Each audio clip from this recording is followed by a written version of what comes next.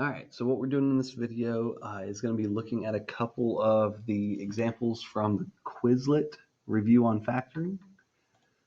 So you should have a link to this probably in that Canvas page here. And it's going to start looking like this, r plus 6, r minus 9. And so these are the two factors that when you multiply them out should give you this. So our goal is to factor this expression back to, come on, flip, there we go, back to this right here. That's going to be the goal when we factor. So as soon as you flip to the next slide, you're going to need to click so that it flips it over so that you're not already seeing the answer, okay? All right, let's go ahead and do this first one. Number 1. So this type is whenever the leading coefficient's a 1. These are the easiest.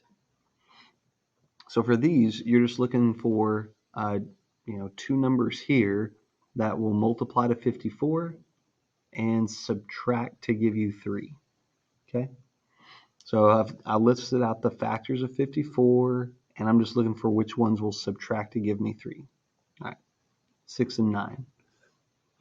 All right, because the 54 is negative, I know that these have to be 1 plus and 1 minus, because that's the only way that you can get a negative 54. If they were the same signs, it would be a plus 54. So they're different signs, and the bigger number is going to be negative. That's what this tells us. So I'll make my 9 a negative and my 6 a positive. All right, and if you check the outer and the inner, you'll see that that's where that negative 3 comes from. This will give you negative 9r. That'll give you positive 6r, which does give you negative 3r. All right. Number 2, so this should match. Yeah, this should match slide 2 here. Okay, we're finding the factors of 36 that will give us 13. Okay, x times x will give us x squared. Factors of 36 are 1 and 36, 2 times 18, 3 times 12, 4 and 9, and 6 and 6. Okay, but we're looking for two factors that will add up to give us 13. That add together to give us 13. So it's going to be 4 and 9. So the order here doesn't matter right now. Where you put the 9, where you put the 4. All right, because it's a positive 36, these are going to be the same signs. And because it's a 13 in the middle, they're both going to be negatives. Okay, so this will give you a negative 9x and a negative 4x, which gives you negative 13x in the end. Okay, so that's the first type, is whenever the leading coefficient's a 1. The second type, next up, it's really the exact same thing, but you first have to factor out the greatest common factor. Okay, this is always something you need to do first. Like, always check for a GCF first before you start any factoring problem. Because once you factor out the GCF, you're back to one of those easy ones from 1 and 2. So because these can all be divided by 2, I'm going to factor a 2 out. That's step 1. So I just put a 2 on the outside, and then I'm just going to divide each of these by 2.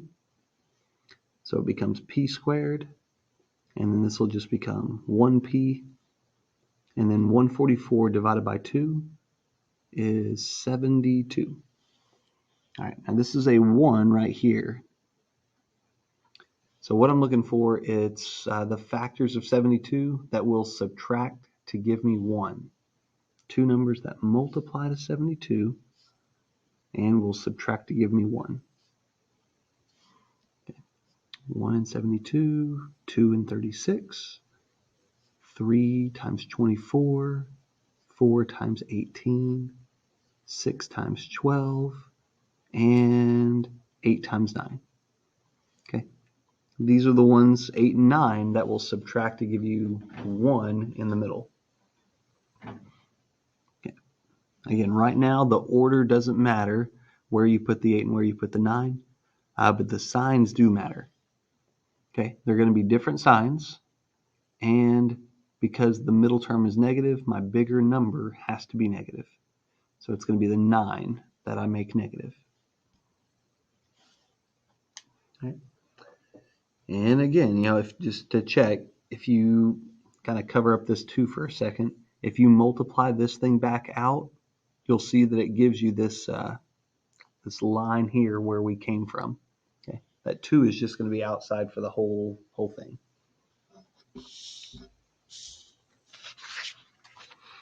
All right, number 4, slide 4.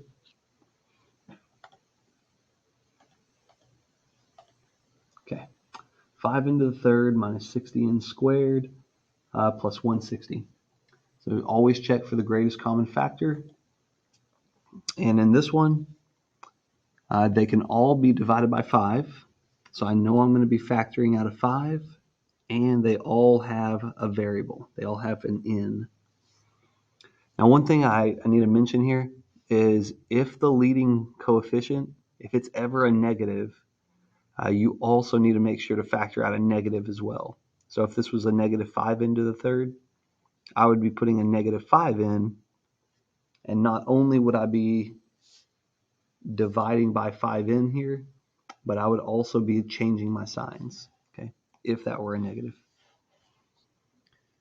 All right, 5n times n squared will give me 5 into the third. I need to divide 60 by 5. That's going to be 12. And I need an n, so that the n times the n will give me an n squared. Okay, 160 divided by 5n.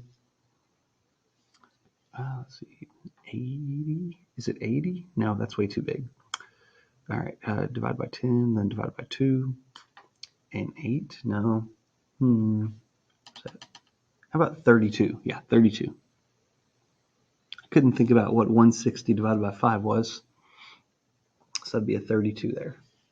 Right, and now this part will factor again. Right, so you got a 5n that's just going to be on the outside. That's one of your factors. And then we need the factors of 32 that add up to 12. Okay. It's going to be 8 and 4.